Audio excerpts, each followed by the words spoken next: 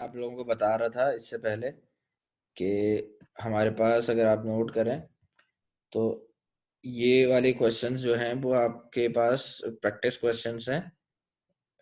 इनको आपने जो है वो अपने रजिस्टर पे मेंटेन करना है। ये 5 क्वेश्चन इसमें क्या कह रहा है, इसमें वही दोबारा del y change in y जो है वो कैलकुलेट करने को कह रहा है। चेंज इन वाई का मतलब है कि आप यहाँ पे वाई में एक्स में चेंज इन एक्स लाएंगे, यानी कि एक्स में डेल एक्स ऐड करेंगे तो वाई में चेंज इन वाई, वाई में del Y, left hand side पे डेल वाई ऐड हो जाएगा, राइट हैंड साइड पे डेल एक्स ऐड हो जाएगा। ठीक है, तो चेंज यहाँ A plus del X, X plus del X, यहाँ पे भी X plus del X add हो जाएगा, तो यहाँ A plus B whole square का फॉर्मूला हो जाएगा, यहाँ 3a प्लस बी प्लस 7। ठीक है, तो हम लोग जो है वो क्या करेंगे, इस तरह से इसको सिंप्लीफाई कर लेंगे। यहाँ डेल वाई चाहिए, वाई एक्स्ट्रा है वह उस तरफ ले आएंगे, माइनस कर लेंगे, उसके बाद वैल्यूज पुट करेंगे, सिंप्लीफाई कर लेंगे तो चेंज इन वाई की वैल्यूज आ जाएंगी जैसे पिछले क्वेश्चन में किए हैं। इस तरह से इन सारे क्वेश्चन के लिए आपने चेंज इन वाई निकालना है।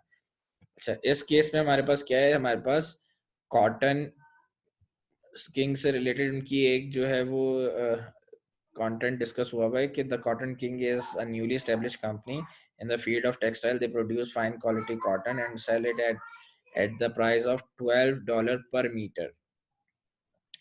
तो मीटर क्या है, हमारे पास इंडिपेंडेंट वेरिएबल है। जैसे जैसे मीटर बढ़ाएंगे हमारी कॉस्ट बढ़ती चली जाएगी, क्योंकि हर एक मीटर पे 12 रुपए की $12 की कॉस्ट इनकर हो रही है। तो मीटर इंडिपेंडेंट है, cost depend in metre in the international market, consider the function given below.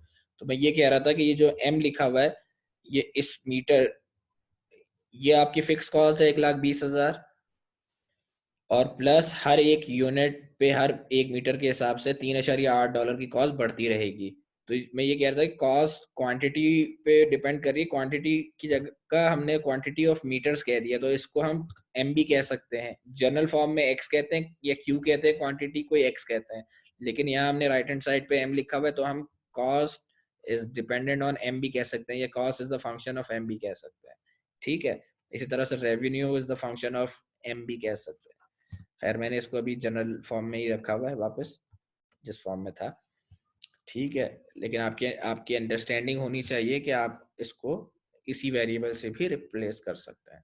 Cost दिया हुआ है, रेवेन्यू दिया हुआ है। ठीक है, अब आप इसके हिसाब से आपको जो है वो फाइंड क्या करने को कह रहा है, कंप्यूट द प्रॉफिट फंक्शन।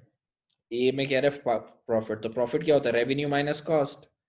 इसमें से इसमें से इसको माइनस कर दो तो क्या हो जाएगा, 12 माइनस 38 एम माइनस 3.8 एम, तो इतना एम रह जाएगा, माइनस 1,20,000, ये रेवेन्यू का फंक्शन बन जाएगा। ठीक है, देखो 8.2 एम माइनस 120 प्रॉफिट आ जाएगा।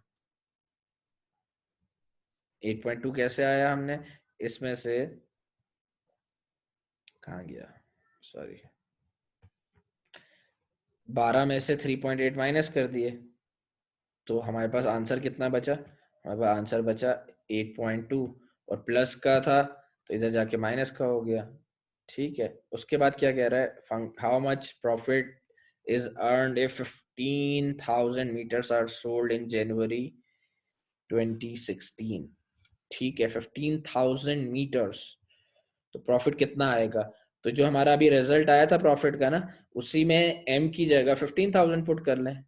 यहाँ पे आप 15,000 पुट कर लें, जो आंसर आया उसको मल्टीप्लाई करें 8.2 से, जो आंसर आया उसमें से माइनस कर दें 1,20,000। तो अगर वो आंसर पॉजिटिव आ रहा है तो आपको प्रॉफिट हुआ है, अगर नेगेटिव आ रहा है तो अभी तक आप लॉस में चल रहे हैं, और अगर जीरो आ रहा है तो आप ब्रेक इवन अचीव कर लिया आपने। तो आपके पास देखिए आंसर 15,000 पुट करने पे पॉजिटिव आ रहा है, 3,000 का प्रॉफिट हो रहा है। ठीक है, इसी तरह से उसने कहा 19,000 मीटर अगर हमने उन्होंने सेल किया अगले साल, तो उस टाइम प्रॉफिट कितना आया 2017 में, तो 19,000 पुट कर लें आप इसी डेटा में एम की जगह, यहाँ 19,000 पुट कर लें, आंसर आएगा वो 8.2 से मल्टीप्लाई कर लें 19,000 को, माइनस कर लें 1,20,000 से, तो आपके पास पता चल जाएगा कि 19,000 मीटर सेल करने पे आपके पास 35,800 का प्रॉफिट आ रहा है। ठीक है, अब चेंज इन प्रॉफिट उससे कहाँ निकालें, चेंज प्रॉफिट में तब्दीली फर्क कितना आया। तो पहले आ रहा था आपके पास प्रॉफिट जो, और अब जो आ रहा है अब वाले में से पहले वाला माइनस कर दें, तो 35,800 में से 3,000 माइनस कर दें, तो अब कितना फर्क आ गया प्रॉफिट में, तब फर्क कितना आया, 32,800 यूनिट से आपका, या $800 से आपका प्रॉफिट बढ़ गया, ये इंक्रीज हुआ, पॉजिटिव है ना चेंज इन, तो बढ़ गया। ठीक है, अच्छा उसके बाद क्या कह रहा है, कंप्यूट ड्राइव एन अच्छा compute change in profit, derive an expression for del P, del P के लिए आप एक्सप्रेशन निकालते हैं चेंज इन प्रॉफिट। तो चेंज इन प्रॉफिट की आपको पता है एक्सप्रेशन हमारे पास क्या होती है, चेंज इन प्रॉफिट, इधर चेंज इन प्रॉफिट आएगा तो इधर चेंज इन एम आ जाता है। ठीक है, तो उसको जब आप सिंप्लीफाई करेंगे तो कुछ इस तरह की आपके पास आ जाएगी। ठीक है, एक्सप्रेशन कि चेंज इन प्रॉफिट किसकी वजह से आ रहा है,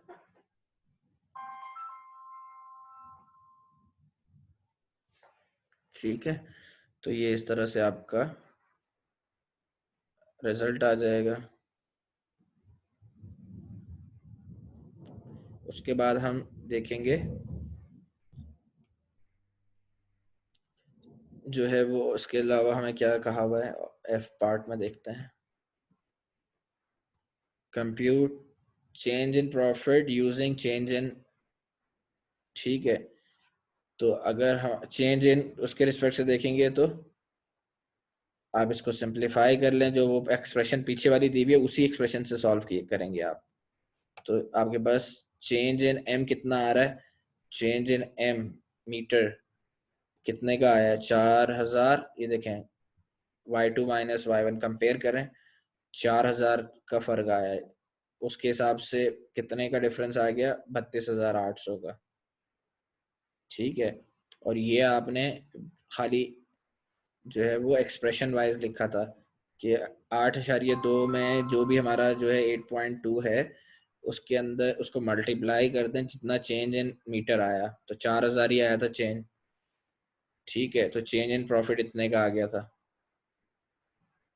ठीक है, 4,000 मल्टीप्लाई बाई 8.2, तो आपके पास चेंज इन प्रॉफिट आ गया था।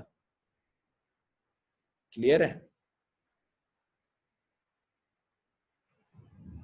देखे ना आपके पास चेंज इन मीटर कितना आया था, 4,000 का, तो यहाँ पे इससे तो कोई फर्क नहीं पड़ेगा ना, प्रॉफिट में चेंज आ रहा है इसके अंदर चेंज आने से, मैंने बताया जो भी यहाँ होता है यहाँ आप चेंज कर दें तो यहाँ चेंज आ जाता है, तो यहाँ चेंज को आप कहते हैं डेल एम, और यहाँ के चेंज को कहते हैं डेल पी। ठीक है, तो एम के अंदर कितने का चेंज आ रहा था, माइनस कर लें 19,000 और 15,000 को माइनस कर लें, y2 माइनस y1। ठीक है, तो ये देखें ना स्लोप है, ये क्या लिखा होता है, जो राइट हैंड साइड में वेरिएबल के साथ जो चीज़ लिखी होती है वो स्लोप होती है। देखें अगर मैं आपको रिवाइज करवाऊँ बेसिक मैथ्स, तो राइट हैंड साइड पे ये जो होता है कांस्टेंट होता है, ये वेरिएबल होता है राइट हैंड साइड पे, और इसके साथ जो भी वैल्यू लिखी होती है वो स्लोप होती है। तो स्लोप का फॉर्मूला क्या होता है, स्लोप का फॉर्मूला होता है चेंज इन वाई, ठीक है, divided by change in x, change in y divided by change in x. ठीक है, यही तो फॉर्मूला होता है। तो उसने क्या किया है, उसने स्लोप, आपने क्या किया, उसने कहा कि जब आपको चेंज निकालना है तो तो आपने चेंज इन एक्स को, यहाँ डिवाइड हो रहा है उधर जाके मल्टीप्लाई हो जाएगा। ये देखें, ये चेंज इन एक्स है, ये स्लोप की वैल्यू से मल्टीप्लाई हो गया, ये चेंज इन एक्स डिवाइड में था उधर जाके मल्टीप्लाई हो गया, जो बचेगा वो क्या कहलाएगा, चेंज इन वाई। तो ये देखो चेंज इन प्रॉफिट आ गया, कितना होगा, स्लोप को मल्टीप्लाई कर दो चेंज इन, स्लोप को मल्टीप्लाई कर दो change in metre, change in x, यानी कि कितने मीटर की तब्दीली आई, मल्टीप्लाई बाय एक यूनिट की वजह से कितना प्रॉफिट आ रहा था, मल्टीप्लाई बाय कितने यूनिट्स, बढ़ गए, इनको आप इसमें मल्टीप्लाई कर दो तो कितना प्रॉफिट बढ़ गया, चेंज इन प्रॉफिट आ जाएगा। ठीक है, तो हम देख सकते हैं कि हमारे पास जो है वो, अच्छा लास्ट क्वेश्चन में जी में क्या कहा है, verify the result of part D and part F. तो पार्ट डी और पार्ट एफ दोनों में आप देखें तो एक ही जैसा रिजल्ट आ रहा होगा। पार्ट डी का आंसर है 32,800 और पार्ट एफ में भी 4,000 बढ़ जाने पे प्रॉफिट चेंज होगी, कितना हो गया 32,800, तो सेम है। ठीक है, अब आपको अगर इस तरह से क्वेश्चन दिया हो, ये टेबल देख लें, इसका स्नैपशॉट लेना। ठीक है, अगर ये आपके पास टेबल दिया हो और इसमें आपसे x1 x2 दिया हुआ हो, y1 y2 change in y change in x अगर कंप्यूट करने को कहा जाए तो आप कैसे निकालेंगे, ये आपको पता होना चाहिए कि एक दफ़ा आप इसमें x1 पुट करेंगे y1 आ जाएगा, x2 पुट करेंगे y2 आ जाएगा, x2 में से x1 को माइनस करेंगे तो चेंज इन x आ जाएगा, y2 में से y1 को माइनस करेंगे तो चेंज इन y आ जाएगा। मैं क्वेश्चंस को इस तरह से इसलिए डिज़ाइन किया हुआ है ताकि ऑनलाइन में आप लोगों को चीज़ें करने के लिए समझ आ सकें। ठीक है, ताकि आप लोगों को एक ही चीज़ को दो दो तीन तीन दफ़ा रिवाइज हो रही हैं ताकि आपको अंडरस्टैंडिंग डेवलप हो जाए। ठीक है, यहाँ तक हमारा ये सेकंड लेक्चर जो ये कंटेंट भी कंप्लीट हो गया, ये भी देख लीजिएगा, मैं आपको ये स्लाइड शेयर कर दूंगा। ठीक है, अच्छा इसके बाद हम डिस्कस कर लेते हैं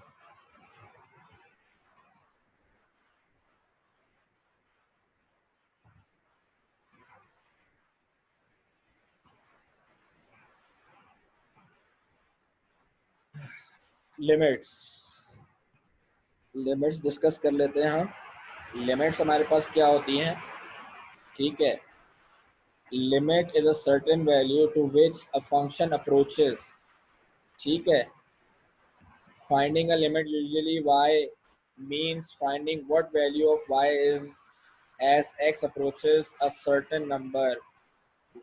You would typically phrase it as something like the limit of a function f of x is 7 as x approaches to infinity.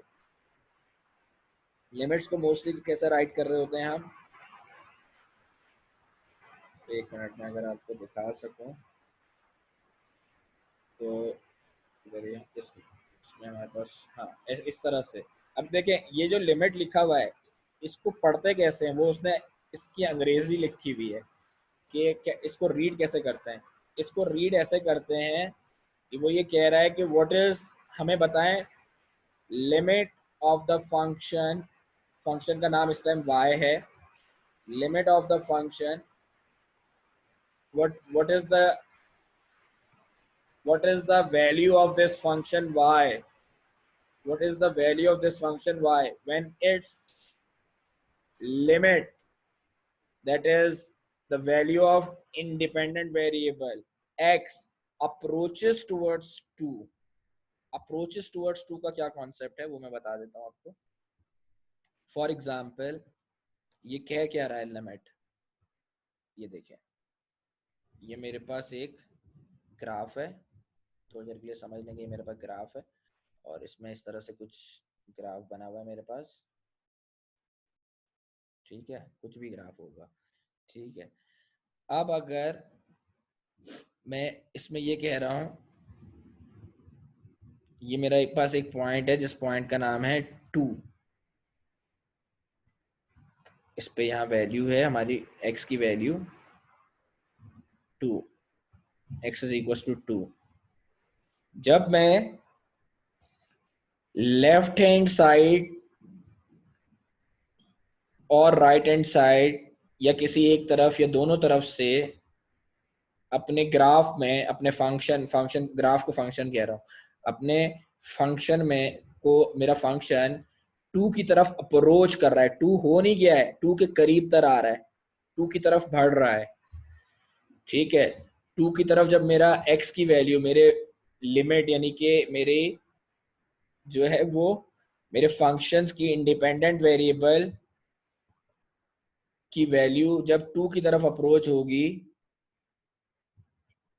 तो उस टाइम मेरे फंक्शन किस तरफ अप्रोच होगा। तो लिमिट मेरे फंक्शन की लिमिट बताई हुई है कि अगर मेरे क्या कहते हैं लिमिट ऑफ द फंक्शन बताएं कि फंक्शन किस तरफ किस वैल्यू की तरफ जा रहा होगा, उसका आउटपुट यानी कि आउटपुट वैल्यू यानी कि y की वैल्यू उसकी क्या आ रही होगी, लिमिट ऑफ द फंक्शन यानी कि y की वैल्यू क्या आ रही होगी जब उसके इंडिपेंडेंट वेरिएबल जो है वो अप्रोच कर रहा है टुवर्ड्स टू इंडिपेंडेंट वेरिएबल। ठीक है, तो इसका दो तीन मेथड्स होते हैं। एक फॉर्मल मेथड होता है सबसे पहले, इसका जो एक टाइमलाइन मेथड होता है वो हमेशा इसके आंसर्स देता है जब वो, लेकिन हम एक दूसरे तरीके से भी इसके आंसर्स को कैलकुलेट करते हैं। वहां पे जब हमारे पास कोई एक स्पेसिफिक मेथड जो है वो आंसर देना बंद कर देता है तो फिर हम मुख्तलिफ किस्म के जो है वो डिफरेंट ट्रिक्स यूज करते हैं उसको जो है वो उसका रिजल्ट तक अप्रोच करने के। सबसे पहला तरीका, जब हम टाइमलाइन मेथड से नहीं और दूसरे मेथड से सॉल्व कर रहे होते तो पहला तरीका ये होता है कि आप डायरेक्टली लिमिट अप्लाई कर दें। लिमिट अप्लाई करने के बाद आपके पास अनडिटर्मिनेट फॉर्म नहीं आनी चाहिए, इनडिटर्मिनेट फॉर्म नहीं आनी चाहिए। कौन सी फॉर्म? इन, आई एन इन, मैं लिख बल्कि टाइप कर देता हूँ यहाँ पे। आपके पास कौन सी फॉर्म नहीं आनी चाहिए? आपके पास इनडिटर्मिनेट फॉर्म नहीं आनी चाहिए। इनडिटर्मिनेट फॉर्म कौन सी होती है? 0 डिवाइडेड बाई 0, ठीक है, 0 0 divided by 0, infinity divided by infinity. Infinity का सिंबल नहीं बना रहा हूँ मैं, यहाँ डायरेक्ट लिख रहा हूँ इन्फिनिटी डिवाइडेड बाई इन्फिनिटी, ठीक है। इस तरह के कुछ सिंबल्स होते हैं, 7-8 इंडिटरमिनेट फॉर्म्स होती हैं, गूगल कर लीजिएगा उसके लिए। इनफिनिट जब इनडिटर्मिनेट फॉर्म आ रही है इसका मतलब है गार्बेज रिजल्ट आ रहा है। इनडिटर्मिनेट फॉर्म का मतलब है रिजल्ट गार्बेज आ रहा है। तो फिर हम रिजल्ट क्या है हमारा? इनडिटर्मिनेट फॉर्म का मतलब क्या है? इक्वल्स टू गार्बेज रिजल्ट है, जबकि उसका रिजल्ट आना चाहिए था, नहीं आ रहा है, गार्बेज आ रहा है। इसका मतलब क्या है कि हमें गार्बेज रिजल्ट है। मैं अक्सर बच्चों को इसकी एग्जांपल देता हूँ समझाने के लिए, अंडरस्टैंडिंग डेवलप करने के लिए, क्योंकि ऐसे मैथमेटिक्स की चीज़ें समझ नहीं आ रही होती तो उसके लिए एक थोड़ा सा फनी टाइप की एग्जांपल्स दे रहा होता हूँ। एग्जांपल ये है कि जब हम डायरेक्ट मेथड, इनडिटरमिनेट, दूसरा मेथड जो मैं बता रहा हूँ उससे तो हमेशा आंसर आएगा जब हम अप्रोच करेंगे टाइमलाइन मेथड, वो मैं आपसे डिस्कस भी कर लूंगा। लेकिन डायरेक्ट मेथड जो है, जब सबसे पहले मैंने डायरेक्ट 2 की वैल्यू उठा के x की जगह रिप्लेस कर दिया, आंसर देखा, अगर आंसर नहीं आया, इनडिटरमिनेट फॉर्म आ गई, गार्बेज रिजल्ट आ गया, तो हम डिफरेंट मेथड्स यूज करेंगे जिसमें हम जो है रेसिप्रोकल से मल्टीप्लाई डिवाइड करते हैं, कॉन्जुगेट से मल्टीप्लाई डिवाइड करते हैं, और डिफरेंट टाइप्स के मेथड, फैक्टराइज कर देते हैं, फैक्टराइजेशन की तरफ जाते हैं। डिफरेंट टाइप्स के मेथड है। तो इनडिटर्मिनेट फॉर्म आने का मतलब होता है, बाज बच्चों को ये नहीं समझ आता सर इनडिटर्मिनेट फॉर्म है क्या। देखो, दो तरह तक की फॉर्म है, एक अनडिफाइंड फॉर्म और एक इनडिटर्मिनेट फॉर्म। अनडिफाइंड वैल्यू होती है, वो फॉर्म नहीं होती। अनडिफाइंड हम इन्फिनिटी को कहते हैं। इन्फिनिटी के सिंबल, जो चीज हम कैलकुलेट नहीं कर पाते, उसको हम कहते हैं अनडिफाइंड। अनडिफाइंड, इन दो चीजों में लोग अक्सर कंफ्यूज रहते हैं, इनडिटर्मिनेट और अनडिफाइंड। इसको कंफ्यूज नहीं होना है। ये जो है हमारा, जहां पे इन्फिनिटी आउटपुट आता है, रिजल्ट इन्फिनिटी हो जाता है, उसको हम कहते हैं अनडिफाइंड। हम मैथमेटिक्स में जिस चीज को डिफाइन नहीं कर पाते, कैलकुलेट नहीं कर पाते, उसको हम इन्फिनिटी से रिप्रेजेंट करते हैं। ये आंसर है, ये गार्बेज रिजल्ट नहीं है। लेकिन अगर इस तरह की कोई फॉर्म आ जाए जहां आउटपुट आ रहा हो 0 डिवाइड बाई 0 या इन्फिनिटी डिवाइड बाई इन्फिनिटी, या और भी 7-8 इस तरह की फॉर्म है, वो देख लीजिएगा, तो उनको हम कहते हैं इनडिटर्मिनेट फॉर्म। इनडिटर्मिनेट फॉर्म यानी कि गार्बेज रिजल्ट। रिजल्ट हमारा क्या है? गार्बेज है। तो जब हमारा गार्बेज रिजल्ट आ रहा है, थोड़ी देर के लिए समझ लें कि आपके पास, आपने किसी रॉ के एजेंट को पकड़ लिया है और आप उससे इन्वेस्टिगेट कर रहे हैं, आपको आंसर चाहिए और आपको पता है उसके पास आंसर्स हैं और इसका आंसर आएगा इस क्वेश्चन का, लेकिन आंसर आपको आज दे नहीं रहा जवाब, जो मेथड पता है, जब वो आप अप्लाई कर रहे हैं तो रिजल्ट गार्बेज आ रहा है, यानी कि आप तक कोई रिजल्ट नहीं, तो आप छोड़ेंगे नहीं ऐसे, आप फिर अपने मेथड ऑफ इन्वेस्टिगेशन चेंज करेंगे। कभी आप थर्ड डी अप्लाई करेंगे, कभी उसको टॉर्चर करेंगे, ठीक है। तो इस तरह से मुख्तलिफ एक्टिविटीज करके रिजल्ट्स एक्सट्रैक्ट करेंगे। तो जो सेकंड मेथड होता है, उसमें हम क्या कहते हैं, डायरेक्टली ये जो 2 है डायरेक्टली अप्लाई कर देते हैं। अगर हमारा रिजल्ट आ जाए एक्सट्रैक्ट होके, ठीक है, तो हम जो है वो उस रिजल्ट को ही क्या कहते हैं, कंसीडर कर लेते हैं। लेकिन अगर हमारा रिजल्ट नहीं आए, गार्बेज फॉर्म में आए, तो फिर हम उसके लिए डिफरेंट अलग अलग टेक्निक्स यूज करके उनको सॉल्व करने की कोशिश करते हैं। तो ये कॉन्सेप्ट था हमारा जो है वो इन्फिनिटी का। अच्छा, और इन्फिनिटी का बेसिक कॉन्सेप्ट क्या था जो मैंने आपको बताया है, सबसे मेन कॉन्सेप्ट वो क्या था, वो ये था कि हम क्या करते हैं, इन्फिनिटी का मतलब क्या है हमारे पास, कि हम जो है वो किस लिमिट, सॉरी इन्फिनिटी बार बार बोल दिया, लिमिट का कॉन्सेप्ट क्या था कि limit of the function calculate करो, यानी उसकी वैल्यू कैलकुलेट करो, वैल्यू कन्वर्ज कहाँ हो रही है, किस पॉइंट की तरफ क्या आंसर आ रहा है, ठीक है, ये इस पॉइंट का ये आंसर कैलकुलेट करो, जबकि आपके फंक्शन के इंडिपेंडेंट वेरिएबल इसकी वैल्यू कैलकुलेट करो, जबकि इस पॉइंट की, जबकि आपका जो है वो इंडिपेंडेंट वेरिएबल x अप्रोच कर रहा है 2 दोनों साइड से, यानी आप इतना क्लोज आ रहे हैं, आप इतना क्लोज आ रहे हैं लेफ्ट हैंड साइड से भी राइट हैंड साइड से भी 2, और अगर आंसर एक ही तरफ कन्वर्ज हो रहा है किसी एक वैल्यू की तरफ, तो ये निकालना होता है। इसी से हम कंटिन्यूटी भी चेक करते हैं इसी तरह से, ठीक है। तो ये मतलब था, ये जो इन्फिनिटी का वर्ड पूरा लिखा हुआ था ना ऊपर, अगर आप देखें, मैं इसको बंद कर देता हूँ थोड़ी देर के लिए।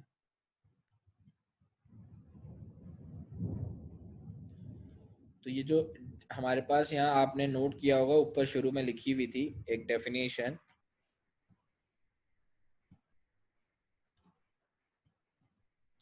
कि लिमिट,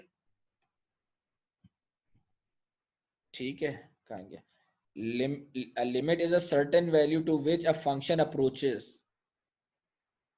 ठीक है, जहां जिसकी तरफ फंक्शन अप्रोच कर रहा होता है। Finding a limit usually y, f of x बोलूं या वाई बोलूं एक ही बात था, जो भी उसके साथ फंक्शन लिखा हुआ था, means finding what value of y is, यानी कि वाई की क्या वैल्यू है जब x अप्रोच कर रहा है एक सर्टेन नंबर पे, जो डाउन में लिखा हुआ था ना, x variable x approaches to 2, वो क्या है जबकि y या f ऑफ x या फंक्शन जो भी लिखा हुआ है, वो उसकी वैल्यू क्या आएगी जब x अप्रोच कर रहा है एक स्पेसिफिक सर्टेन नंबर में, जो कि हमने लिमिट में दिया होता है, x for example x is equals to x approaches to 2 या x अप्रोचेस टू 3 या x approaches to 7, whatever you would typically phrase it as something like the limit of a function is 7 as x approaches to infinity। तो अब ये कह रहा है जैसे x approaches to 2 था ना हमारे पिछले केस में, तो ये बता रहा है कि लिमिट ऑफ फंक्शन की लिमिट जो है 7 है, या limit of function 3x plus 5 है, जबकि x अप्रोच कर रहा है 2 पे, या x अप्रोच कर रहा है इन्फिनिटी पे, या x अप्रोच कर रहा है 0 पे, कुछ भी हो सकता है। इस तरह से हम इसको एक्सप्लेन करते हैं। अच्छा, इनडिटरमिनेट फॉर्म क्या होती है, some important expressions, some important expression बता दें। 0 डिवाइडेड बाई एनीथिंग 0 होती है, ठीक है, एनी 0 डिवाइड बाई एनीथिंग 0 होती है, ये इनडिटरमिनेट फॉर्म नहीं है, ठीक है। अच्छा, इसके अलावा इन्फिनिटी में इन्फिनिटी ऐड कर लें, any real number divided by 0 infinity होती है, ठीक है, और ये वाइस वर्सा होगी, ठीक है। Any real number divided by 0 infinity होती है, तो ये इन्फिनिटी इधर आएगा तो 0 इधर चला जाएगा, इस केस का देख लें। तो any real number divided by 0, कोई भी वैल्यू को डिवाइड करो 0 से, तो वैल्यू आंसर इन्फिनिटी हो जाता है, ठीक है। इन्फिनिटी को डिवाइड कर दो किसी वैल्यू से, तो तब भी वो वैल्यू इन्फिनिटी रहती है। इन्फिनिटी को इन्फिनिटी से मल्टीप्लाई कर दो तो आंसर तब भी, एक चीज पहले ही गैर लामहदूद है, उसके अंदर और मल्टीप्लाई कर दो तो अभी भी वो लामहदूद ही रहेगी, अभी भी हमें जो है वो पता नहीं है उसकी वैल्यू। एनी रियल नंबर की पावर 0 1 होती है। ये मैथमेटिक्स के बेसिक एक्सप्रेशन है जो कि हम सॉल्व करने पे अक्सर हमें आंसर कन्वर्ट करके उसके आंसर लिखने में काम आ रहे होते हैं, कि 0 डिवाइड बाई एनीथिंग, तो हम आंसर लिख देते हैं 0। इन्फिनिटी प्लस इन्फिनिटी, तो आंसर लिख देते हैं भाई इन्फिनिटी में, समंदर जितना पानी और ऐड करोगे तो वो वो भी लामहदूद पानी ही होगा ना, ठीक है, पैमाना नहीं है। तो इन्फिनिटी है, समंदर का पानी इन्फिनिटी है, और उसमें इन्फिनिटी फर्दर ऐड कर दोगे तो आंसर इन्फिनिटी ही आएगा, ठीक है। इसी तरह से ये सारे रिजल्ट हैं। अच्छा, कहाँ डिफरेंस आ रहा है? यहाँ डिफरेंस आ रहा है, ये इनडिटरमिनेट फॉर्म्स हैं, इनका कोई रिजल्ट नहीं है, इनके रिजल्ट्स आपको बताए हुए मैथ्स ने, इन सारे फॉर्म्स के रिजल्ट्स बताए हुए हैं कि कोई भी वैल्यू 7 की पावर 0 तो 1 होता है, ठीक है। कोई वैल्यू है 8 डिवाइड बाई 0 तो आंसर इन्फिनिटी हो जाता है, कोई 9 आंसर है, 9 डिवाइडेड बाई इन्फिनिटी तो आंसर 0। ये आंसर्स हैं, ये गार्बेज नहीं है, ये आंसर्स हैं, ये इनडिटरमिनेट फॉर्म्स हैं। अगर हमारे पास कुछ ऐसे आ जाए 0 डिवाइडेड बाई 0, अब इसका क्या मतलब है? ये गार्बेज है, ये आ फॉर्म बियॉन्ड अनडिफाइंड। मैंने अभी थोड़ी देर पहले तुम लोगों को बताया undefined is an answer, infinity is an answer. लेकिन जो एक ऐसी form which is beyond undefined, undefined से हट के कोई चीज है जो कि रिजल्ट गार्बेज से है, जो कि कोई आंसर नहीं है, उसको हम कहते हैं इनडिटरमिनेट, इनडिटरमिनेट फॉर्म या इनडिटरमिनेंट फॉर्म, पूरा इसको लिखते हैं ऐसे, इनडिटरमिनेट फॉर्म, ठीक है। अच्छा, बाजू का इन्फिनिटी डिवाइडेड बाय इन्फिनिटी, 0 की पावर 0, इन्फिनिटी माइनस इन्फिनिटी, ये सब इनडिटरमिनेट फॉर्म है। तो अगर इस तरह का कोई रिजल्ट आ जाए तो आपके पास गार्बेज रिजल्ट आ रहा है, तो आप इसके लिए सॉल्व करने के लिए फिर अलग अलग मेथड्स, टेक्निक्स यूज करेंगे, जिसको यूज करते हुए आप इसके आंसर्स की तरफ बढ़ेंगे। क्लियर है? तो कॉन्सेप्ट ऑफ लिमिट आपसे डिस्कस कर रहा था मैं इतनी देर से। अच्छा, कंसीडर करेंगे कि ये एक आपके पास क्वेश्चन है, y is equal to x square minus 2x plus 3, ये एक आपके पास फंक्शन दिया हुआ है और कह रहा है x इज इक्वल टू 0, यानी कि x is equal to 0, the value of the function is 3।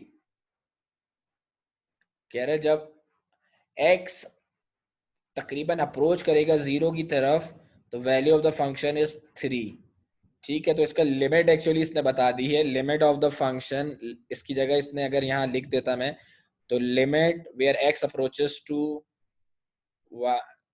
x approaches towards 0, output क्या आएगा 3। तो कैसे पता चला आउटपुट 3 आएगा? देखो यहाँ 0 पुट करो, यहाँ 0 पुट करो, ठीक है, ये 0 0, ये 0 0, आउटपुट क्या आ जाएगा 3। तो जब x 0 की तरफ अप्रोच करेगा तो y कहाँ अप्रोच करेगा? 3। इसी तरह से एक और एग्जांपल देखें, कंसीडर y, ये फंक्शन दिया हुआ है, अब वो पूरा क्वेश्चन उसी तरह से लिख रहा है जैसे पूरा लिख लें, मैं आपको बता रहा हूँ। लिमिट, लिमिट नीचे लिखें x अप्रोचेस टुवर्ड्स 2, आगे लिखें y, या पूरा y लिख दें या लिख दें 4x प्लस 8, कुछ इस तरह से लिख दें।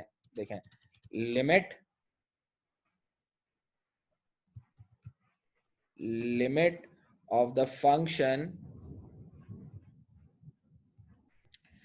फंक्शन 4x माइनस 8 आ रहा है ना, तो 4x minus 8 when its independent variable approaches, तो यहाँ लिखिएगा when x, एरो लगा के लिमिट के नीचे, x approaches towards 0, कुछ इस तरह से, जैसे ये हमने शुरू में अभी दिखाया था आप लोगों को केसेस। ये देखिए x approaches towards 0, ये y जो है वो यहाँ आ गया है, वो जो y लिखा था ना मैंने, वो उसकी जगह y की जगह पूरा उसका फंक्शन लिख दिया, y जिस फंक्शन के बराबर था, फॉर एग्जांपल y इस फंक्शन के बराबर था, तो मैंने पूरा फंक्शन लिख दिया। एक दफा दो दफा लिखने की बार बार जगह मैंने direct limit x approaches towards 2 function, तो फंक्शन की डायरेक्ट वैल्यू लिख दी, लिमिट x अप्रोचेस टुवर्ड्स 2, और तो फंक्शन कहाँ अप्रोच कर रहा है, तो यहाँ मेरे पास फंक्शन की जगह y की वैल्यू जो थी वो मैंने लिख दी, और x अप्रोचेस टुवर्ड्स, मेरे केस में 2 नहीं था, टुवर्ड्स 0 था, एरो लगा के 0 लिख दीजिएगा यहाँ, ठीक है। कहाँ गया मेरा केस? हाँ ये रहा। तो इसमें आप 0 लिख दीजिएगा, x अप्रोचेस टुवर्ड 0, तो इसकी वैल्यू कहाँ अप्रोच होगी, is equals to, is equals to कहाँ गया, इज इक्वल्स टू फाइंड करें। एक्चुअली ये क्वेश्चन ये बता रहा है कि जब x 2 की तरफ अप्रोच हो रहा है तो फंक्शन किस वैल्यू की तरफ अप्रोच होगा, ये कैलकुलेट करें। तो बहुत आसान है, 0 x 2 की तरफ अप्रोच हो रहा है, 2 यहाँ पुट कर दो, 2 2 4, 4 सॉरी 4 2 जा 8, 8 माइनस 8 इज इक्वल टू 0। तो फंक्शन कहाँ अप्रोच, जब x 2 की तरफ अप्रोच हो रहा है तो वैल्यू ऑफ फंक्शन कहाँ अप्रोच हो रही है, 0। ये भी आंसर है, 0 भी आंसर है, अनडिफाइंड भी आंसर है, गार्बेज फॉर्म नहीं आई अभी तक हमारे पास। ठीक है, क्लियर है यहाँ तक? अच्छा, इसके बाद हम अगले केसेस देख लेते हैं लिमिट्स के। कंसीडर y, ये 2x divide by x when x is equal to 3। अब देखें, जब x की जगह आप 3 पुट कर रहे हैं, ऊपर 3, 3 2 6, नीचे 3, 3 माइनस 3 0, तो 6 divided by 0, any real number divided by 0। इस केस में देखें, यहां आ रहा है 6, यहां आ रहा है 3 minus 3 0, 6 divide by 0, any real number divide by 0 is undefined. ये भी आंसर है, ये भी ये भी आंसर है, इसका आंसर यही लिखेंगे आप। ठीक है, ये गार्बेज फॉर्म नहीं है, इतनी देर से ये समझा रहा हूं। ठीक है, लेकिन अगर आपके पास आंसर आ गया ये, फॉर एग्जाम्पल इस केस के अंदर डायरेक्ट मेथड को सॉल्व करके देखते हैं। डायरेक्ट मेथड से y को पुट कर, y फंक्शन है जिसके अंदर ये डिवाइडेड बाय ये है, और x लिमिट अप्रोच कर रही है 2 की तरफ, तो x की जगह 2 रिप्लेस करें। 2 का स्क्वायर 4 प्लस 2, 4 प्लस 2 6, 6 माइनस 6 0, यहाँ पे भी 2 पुट करें, 2 माइनस 2 0, 0 डिवाइडेड बाई 0, अभी बताया था आपको 0 डिवाइडेड बाई 0 या इन्फिनिटी डिवाइडेड बाई इन्फिनिटी, ये क्या है, ये इनडिटरमिनेट फॉर्म्स है, तो ये गार्बेज रिजल्ट है। इसके लिए मैं क्या करूंगा, मैं अब दूसरी कोई टेक्निक लगाऊंगा।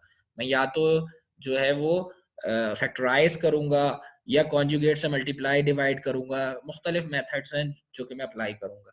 तो मैं यहाँ पे बहुत आराम से फैक्टराइज करके निकाल सकता हूँ। देखो ए स्क्वायर प्लस, आपने फैक्टराइजेशन सीखी थी बेसिक मैथ्स में, अगर आप देखें तो ये क्वाड्रेटिक इक्वेशन है, x square plus x minus 6। Breaking the middle term से x को दो हिस्सों में तोड़ के मैं इसको फैक्टराइज कर सकता हूँ, या क्वाड्रेटिक फॉर्मूला से फैक्टराइज करके उसका रिजल्ट निकाल के फिर उसको उसके रूट्स कंसीडर कर सकता हूँ, फैक्टराइजेशन कंसीडर कर सकता हूँ, अगर आपको वो मेथड आते हैं जो मैंने कराए थे फैक्टराइजेशन के। तो x को अगर डिवाइड करूंगा तो ये हो जाएगा 3x प्लस का प्लस 3x माइनस 2x, तो x square plus 3x minus 2x minus 6। ठीक है, जब इसको फैक्टराइज करूंगा तो x कॉमन आ जाएगा, x प्लस 3 x माइनस 2, हमारे पास दो फैक्टर्स बन जाएंगे इसके, x plus 3 x minus 2, x minus 2 ऊपर भी है, x माइनस 2 नीचे भी है, x माइनस 2 वाले फैक्टर से x माइनस 2 वाला फैक्टर कैंसिल आउट हो जाएगा, बचेगा x प्लस 3। तो x प्लस 3 में आप जब 2 पुट करेंगे, x प्लस 3 में x की जगह 2 पुट करेंगे तो 3 प्लस 2 5, तो आंसर आएगा 5। इसका आंसर आएगा, जो क्या आएगा 5। ठीक है, क्या आएगा, इज इक्वल टू 5। ऐसा नहीं होगा कि इसका आंसर नहीं आ रहा। क्लियर है ये बात, आंसर आएगा, जबकि हमें यहां से, सॉरी इसका नहीं, इस वाले का, नीचे वाले का,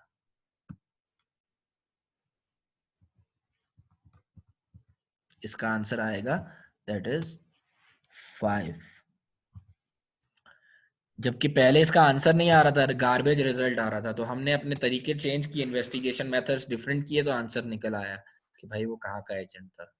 ठीक है, जोक पार्ट। ठीक है, तो इस तरह से हम कंसीडर कर रहे होते हैं चीज़ों को।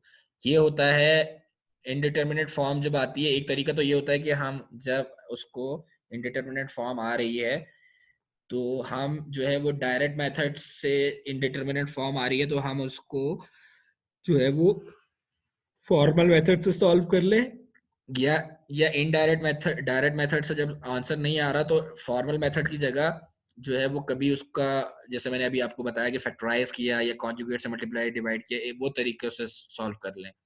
ठीक है, एक और तरीका होता है जिसको फॉर्मल मेथड कहते हैं, टाइमलाइन मेथड जो अभी मैंने आपको बता रहा था, उससे हमेशा आंसर आएगा। ठीक है, उसमें हमें फैक्टराइजेशन कॉन्जुगेट से मल्टीप्लाई डिवाइड करने की जरूरत नहीं पड़ती, हम एक्स को अप्रोच करने की कोशिश करते हैं लेफ्ट हैंड साइड या राइट हैंड साइड से 2 की तरफ, और कंसीडर देखते हैं कि हमारा आउटपुट y का आउटपुट दोनों तरफ से एक की तरफ कन्वर्ज हो रहा है। अगर हो रहा है तो इसका मतलब है कि वो हमारा रिजल्ट है, वो फंक्शन एग्जिस्ट करता है। देखें, एक दफा मैं x को देखूंगा 2 की तरफ आ रहा हूँ 1.8 से 1.8, 1.9, 1.99, 1.992, 1.995, 1.996 और 1.999, यानी कि बिल्कुल लेफ्ट हैंड साइड से 2 के लेफ्ट हैंड साइड से, जीरो वाली साइड से इस तरफ से 2 के करीब तर आने की कोशिश की। तो जब करीब तर आने की कोशिश की तो y का आखिरी आउटपुट आ रहा था 4.999। देखिए मैंने मेरे केस में 5 ही आंसर आ रहा था। तो देखो y वैल्यू जो है, y का आउटपुट जो है 5 की तरफ कन्वर्ज होता हुआ नजर आ रहा है। अब 2 को पहले मैंने लेफ्ट हैंड साइड से अप्रोच करके देखा, अब मैं राइट हैंड साइड से अप्रोच करूंगा। तो राइट हैंड साइड से 2 से बड़ी वैल्यू होती है 2.5 या 2.8 या 2.1 या 2. ठीक है, जो भी है। तो मैं अब जो है वो राइट हैंड साइड से, तो 2.2 से दूर से शुरू कर रहा हूँ। अब 2.2, फिर 2.1 और करीब आ रहा हूँ 2.0। 2 से राइट हैंड साइड से 2 के करीब आ रहा हूँ। 2 से जितना दूर जाता हूँ उतनी 2 में वैल्यू बढ़ती है। अब 2.2 से शुरू करके 2.1 करीब तर आ रहा हूँ, 2.0 2 की तरफ करीब आ रहा हूँ राइट हैंड साइड से इस तरफ। तो 2.003, 2.001। तो देखें यहाँ पे भी मेरा आंसर 4.99 के बाद 5 होता है और 5.1100 से पहले 5 होता है। तो लेफ्ट हैंड साइड से या राइट हैंड साइड, दोनों तरफ से जब मैं x को 2 की तरफ अप्रोच कर रहा हूँ तो मेरा आउटपुट 5 की तरफ ही कन्वर्ज होता हुआ नजर आ रहा है। तो इसका मतलब है कि मेरा आंसर जो है वो 5 है इसका। ठीक है, तो ये होता है टाइमलाइन मेथड। देखिए इसने कंक्लूजन दिया हुआ इज इक्वल टू 5। इसने जो है वो डायरेक्ट फॉर्मल मेथड से किया हुआ है। फॉर्मल मेथड मैंने आपको फॉर्मल मेथड से भी करा बता दिया और फैक्टराइजेशन से भी बता दिया। अगर फैक्टराइजेशन फेल हो जाता है तो फिर मैं कॉन्जुगेट से मल्टीप्लाई डिवाइड वाले की तरफ